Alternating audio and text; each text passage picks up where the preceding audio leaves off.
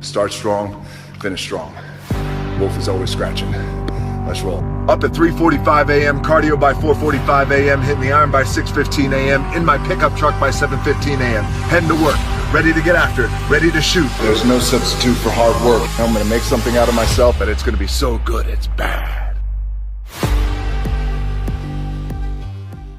Instead of telling you what I think you should be doing, or how you could be better, or I thought, well, let me just speak from the heart, speak from my gut, and really not have anything prepared, but just tell you what's worked for me.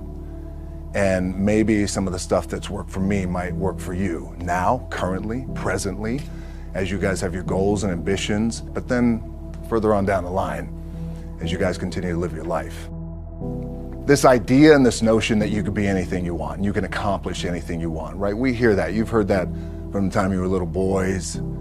You hear that now. You're already incredibly accomplished. You guys know that. The thing that has worked for me is to remember the hard times. So, and I'm sure you guys all have your processes. And again, I'm going to tell you what's worked for me. So before a big movie comes out, before, back in the days when I was wrestling with WWE, a WrestleMania match, anything big that would happen, I would always take a moment and I'd just remind myself, all right, I was evicted when I was 14. We were kicked off the island. We couldn't live in Hawaii. Had no place to live.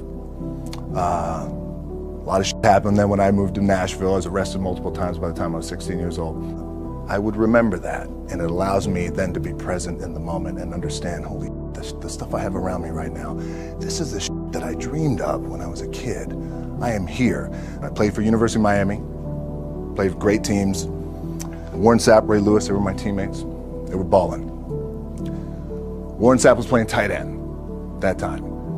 I was starting defensive tackle. Yeah, they moved him over to D-line. And he looked at me, he's like, yo, dude, I'm gonna take your spot. And I said, you ain't taking my spot. He said, I'm gonna take your spot. I said, no, you ain't. We battled, and he took my spot. Now you can imagine how that with me, because there goes my opportunity. He went in, switched to defensive tackle, lit the world on fire. Well, what that did, it crushed me, it crushed my dreams. I had a piss poor senior year, zero production, no NFL, no combine invite, nothing. Finally went to the CFL, Calgary Stampeders, making $250 a week Canadian. Now, I had to send that home to my wife at that time. Had no money.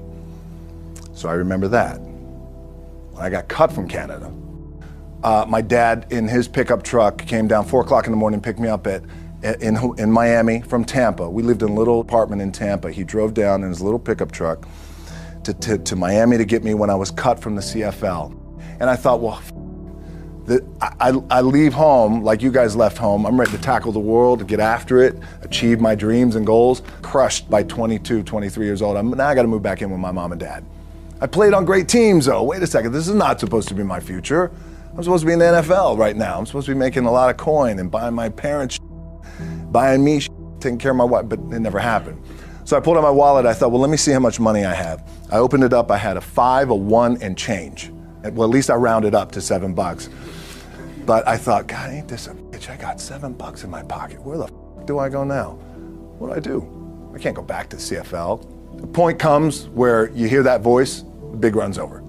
Like, you're done. Right? So I heard that voice.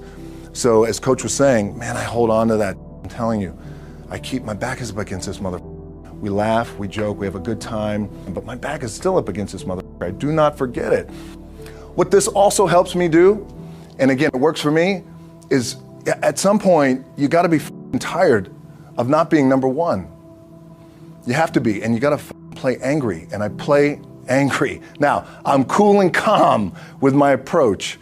And when I step out on my field, which is a set or, you know, like, there's some, and you're always gonna have haters, and haters are like, well, God damn, man, how many movies are you gonna make, or how much shit are you gonna do? Like, you do a lot of shit. I say, yes, because my ambition, of course, why not?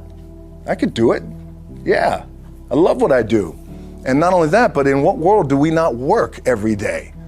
My back is up against this thing, you know, and I started to play angry. by the way, and I still play angry. My last match, Brock Lesnar, transitioned, and I realized if I had to be great at something, I wanted to be great in this world of Hollywood and movie making and producing and entertainment, I had to commit, and like you guys have to commit. Obviously, you commit to something, commit to the goal.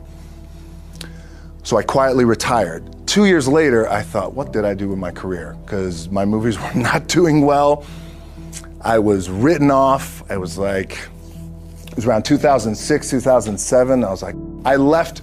I pulled a Jim Brown. I left when I was on top, like #1 in the wrestling business, and I left. It was a ballsy, gutsy, some call it stupid move, but I had to commit and I had to follow what was in my gut.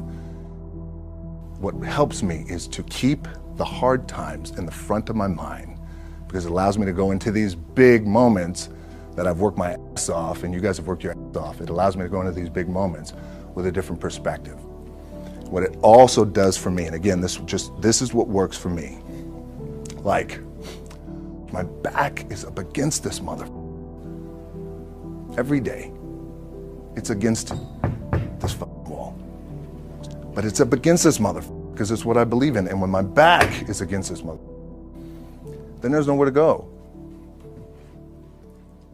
but that way.